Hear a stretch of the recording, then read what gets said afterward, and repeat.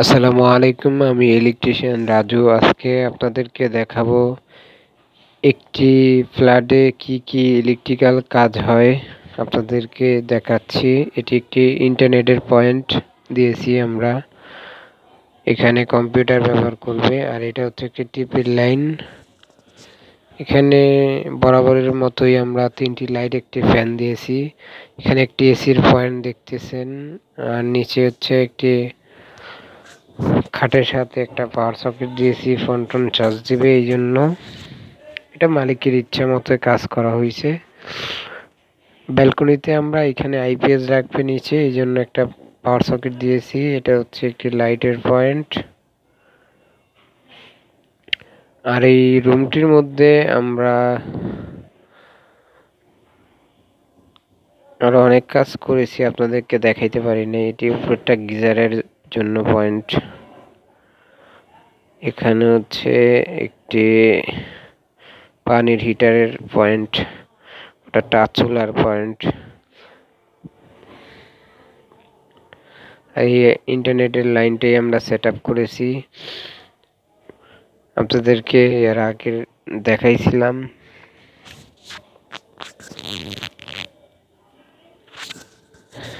এখানে হচ্ছে মূলত ডিবি বোর্ডটা দেওয়া হয়েছে। এখানে একটি জারবাতির পয়েন্ট দিয়েছি আমি, এটা ফ্যানের পয়েন্ট। এইখানে দুইটি ফ্রিজের জন্য দুই পাশে দুইটি পাওয়ার সকেট দিয়েছি আমরা।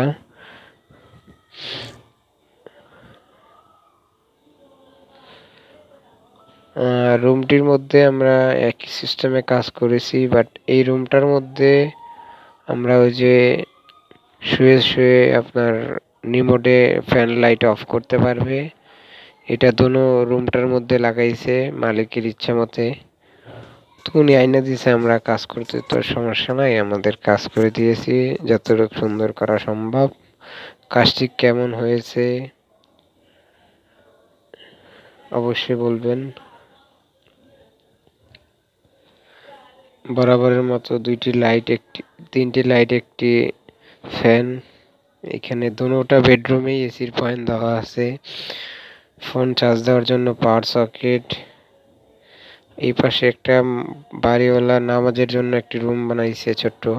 এখানে ফ্যান, একটি লাইট দিয়েছি আমরা, ফ্যান ডিমারও দিয়েছি, ফ্যানটাও আমরা লাগিয়ে দিয়েছি। সবাই ভালো থাকবেন, সুস্থ থাকবেন। আসসালামু আলাইকুম।